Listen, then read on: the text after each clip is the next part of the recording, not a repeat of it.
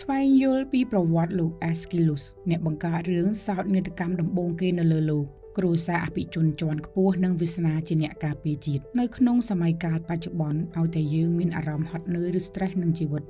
មនុស្សភាគច្រើនតែងតែរត់ទៅរកមើលកុនមើលរឿងភាគដើម្បីកម្សាន្តអារម្មណ៍តែបងប្អូនធ្លាប់ឆ្ងល់ដែរទេថាតើអ្នកណាជាអ្នកបង្កើតទម្រង់សាច់រឿងសោកសៅសង្រេងឬរឿងបែបដ្រាម៉ាកំសត់វាប្រហារអារម្មណ៍ដំបូងគេបង្អស់នៅលើលោកថ្ងៃនេះយើងនឹងនាំមកស្គាល់កំពូលអ្នកប្រាជ្ញអក្សរសិល្ប៍និងជាមហាបុរសម្នាក់ដែលពិភពលោកទាំងមូលចងចាំគាត់ថាជាបិតានៃរឿងសោកសៅគាត់មានឈ្មោះថាលោក Aeschylus គាត់បានចាប់កំណើតនៅឆ្នាំ525មុនគ្រិស្តសករាជនៅក្នុងទីក្រុង Eleusis នៃអាណាចក្រក្រិកបុរាណ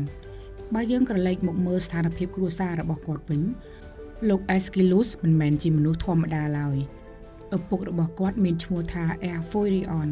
គឺជាមហាសេដ្ឋីនិងជាអភិជនវណ្ណៈខ្ពស់ម្នាក់ដែលមានឥទ្ធិពលខ្លាំងក្នុងសង្គមក្រិក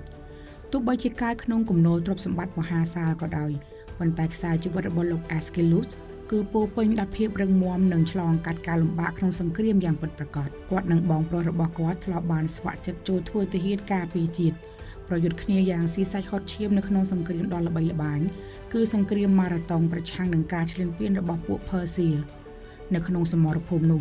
បងប្រុសរបស់គាត់ Aeschylus ដែលមានឈ្មោះថា Cynegerus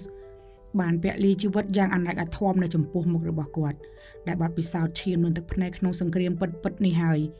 បានក្លាយជាវត្ថុធាតុដើមដ៏មានតម្លៃរុញច្រានឲ្យគាត់បង្កើតបានជាសាច់រឿងល្ខោនដ៏មានព្រលឹង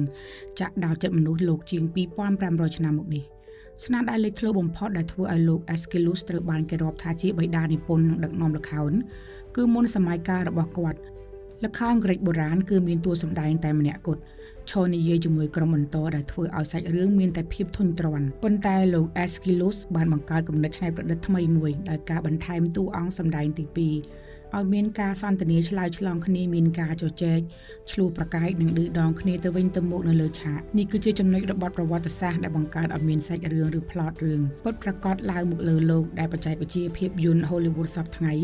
នៅតែយកទម្រង់របស់គាត់មកប្រើប្រាស់ដដែលចំពោះរឿងរ៉ាវឯកជននិងអាពាហ៍ពិពាហ៍របស់គាត់វិញតាមឯកសារប្រវត្តិសាស្ត្រក្រិកបុរាណ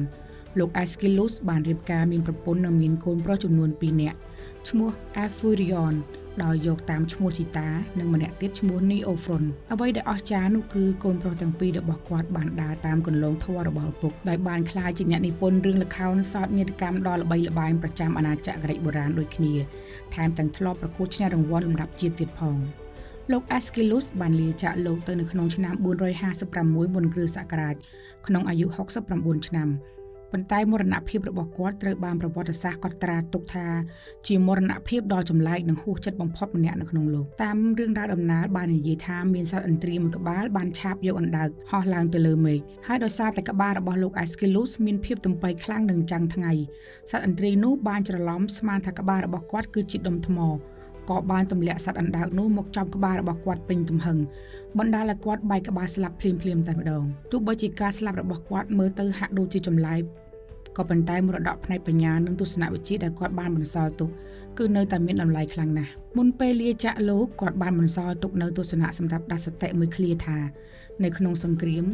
ការពិតគឺជាជនរងគ្រោះដំបូងគេបង្អស់ដែលត្រូវគេធ្វើឃាតមេរៀនជីវិតរបស់លោក Aeschylus បង្រៀនយើងឲ្យដឹងថាជីវិតរបស់មនុស្សម្នាក់ៗតែងតែជួបប្រទះនៅរឿងរ៉ាវសោកនាដកម្មនិងការបាត់បង់ដែលមិនអាចគ្រោងទុកមុនបានដូចជាការដែលគាត់ត្រូវបាត់បង់បងប្រុសក្នុងសង្គ្រាមឬការស្លាប់ដ៏មិនគួរឲ្យជឿរបស់គាត់ជាដើមនៅក្នុងសង្គមបច្ចុប្បន្នដែលមនុស្សយើងម្នាក់ៗកំពុងតែប្រយុទ្ធនៅក្នុងសមរភូមិជីវិតរៀងៗខ្លួនជួនកាលត្រូវជួបរឿងអយុត្តិធម៌ឬរឿងរញ៉េរញ៉ៃចូលមកក្នុងជីវិតចូលកុំបណ្ដោយឲ្យរឿងសោកសៅទាំងនោះមកបំផ្លាញព្រលឹងរបស់យើងអីតែចូលរៀនសូត្រពីវាច្នៃវាឲ្យទៅជាបទពិសោធន៍ដ៏រឹងមាំដើម្បីសរសេរទំព័រជីវិតរបស់យើងបន្តទៅមុខទៀតដោយភាពអង់អាចក្លាហានព្រោះទោះបីជាសាច់រឿងជីវិតខាងក្រៅមានភាពជូរចត់កម្រិតណាក៏អ្នកដែលអាចកំណត់ទីបញ្ចប់នៃក្តីសុខបានគឺមានតែគំនិតនិងបេះដូងរបស់យើងខ្លួនឯងតែប៉ុណ្ណោះ